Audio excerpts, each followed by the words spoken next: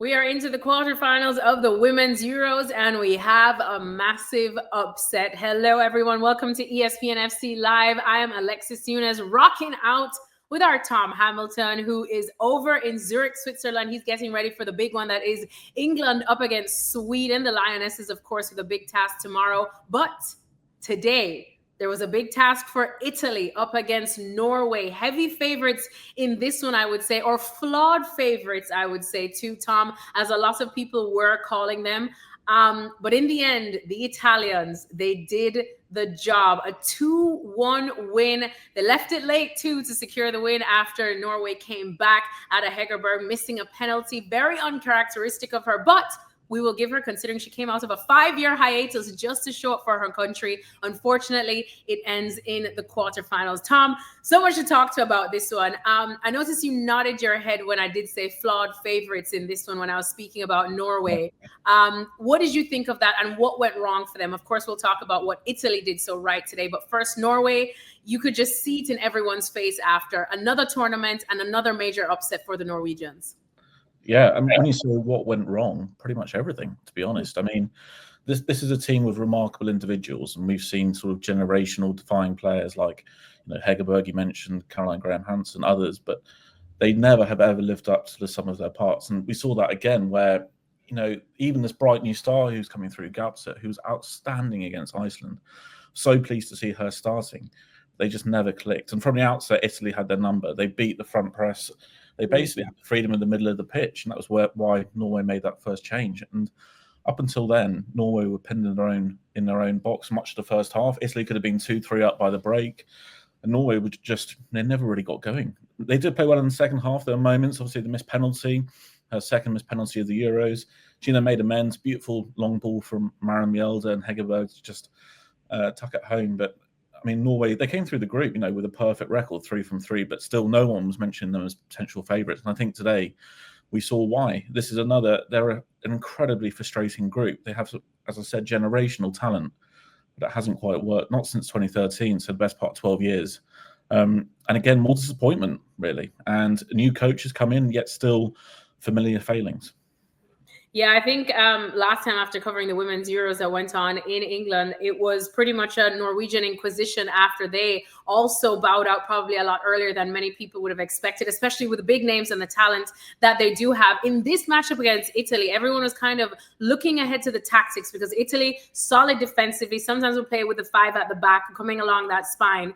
And Norway, even though I said that they were flawed favorites in this one, is because, yes, of course, they have that attacking power. Yes, they scored a lot of goals, 8 goals, I believe it was, in the group stages, but they also conceded a lot of goals too, Tom. So in terms of Norway's attack up against Italy's defense too, of it being a tactical masterclass or not, who got it right and what would the coaches be thinking after today? Definitely Italy got it right. As I said, they could have had far more. They should have had more goals in the first half. They had that chance where I think it was Caruso kind of danced right the way through Norway's defence, and they always won the ball up. They always won the ball really high up. So Norway were trying to play out defence, and they just couldn't get it going. And then the minute they got it up front, Hegerberg and the rest of them just couldn't really control it. So effectively, Italy were winning the press and then kind of the counter press all in one. So Norway were pinned back, and for the first sort of 30 minutes or so, they looked like they didn't have any answers. And Italy, unfortunate not to have scored earlier.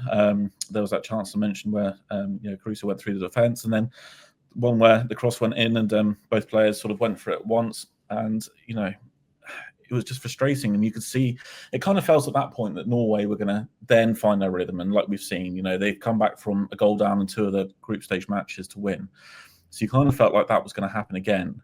And when, Hegerberg scored, you thought, right, here we go. Now they're going to get cracking again. But it just never clicked. And I think that's kind of been the case for a little while now. We saw it in the 23 World Cup, where they went out there, and then that was, followed by talk of squad disharmony. They hoped that Granger would kind of bring a bit more of that. And I think she's done promising work so far. But again, it's the same old scenario. And we look, on the other hand, though, Italy, an absolute masterclass in terms of tactics and also playing to their strengths. They have a really, really good, solid team. They played so well against Spain. They can play very happily with 5 at the back. And then you have Garelli up front, who's just a generational player. And so great to watch. And again, she's there at the right time. She's a lethal finisher. But they have this incredible ability also to move as one. So whenever they press, they all press as one. There's never like isolated players like you saw in Norway where Hegerberg was left on her own chasing shadows the whole time.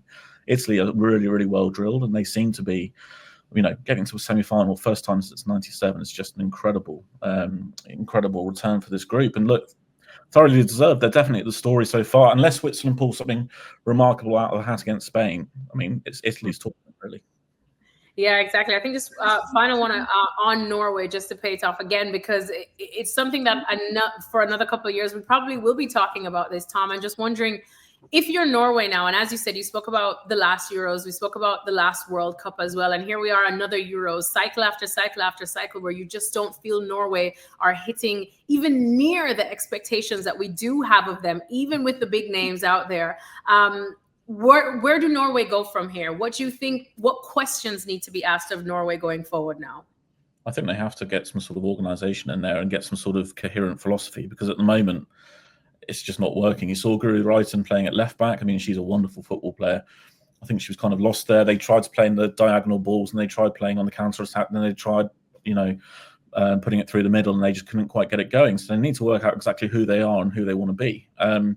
And at the moment, I don't think they've really done that. But you do see there's this young talent Gaupset coming through who could be another one of these incredible 100 cappers. She is really, really good, and she almost like runs like Erling Haaland, like the head down, like automatron robot run. She's a bit like that, and she has incredible shot. Saw her in the first half when she went for goal from just inside Italy's half as well. That was really nearly one of the greatest goals we've ever seen in Euro history. But look, she was brilliant against Iceland. Scored twice, 2 assists as well. So she's someone around they can really build a team. But they do have this gap now. They have astonishing players who've given so much, like Mjelde. She can't go on forever. She's so long has been the heartbeats of the team. Again, brilliant assist tonight, but Norway have to find these new players to come through. They kind of are stuck between the old generation who've given so much, and these youngsters coming through. They need to find some sort of middle ground as well. But look, Gaupset offers a lot of hope, but I think above all, it has to be philosophy. They have to have some sort of defensive organisation. They have to have an idea of what they want their attack to look like, and they have to find the players rather than the names to fit those roles. Yeah, Gaupset definitely I've enjoyed watching her at just 20 years old. As you said, she also plays with the confidence of an Erling Haaland. Like, even on the biggest stage, nothing seems to faze her. She'll go for that goal. She is 100% that girl. And I guess we have to talk about the ones who actually won this game, Italy. Yeah. How massive of a moment is this for Italy? We've seen them putting in the work year after year, tournament after tournament as well. Now their first semi-final in a major tournament, as you said, since 1997. I mean, it's not going to be an easy semi-final, as you see right there. They are going to await Sweden or England. But before we even get to that, they should enjoy this moment, Tom.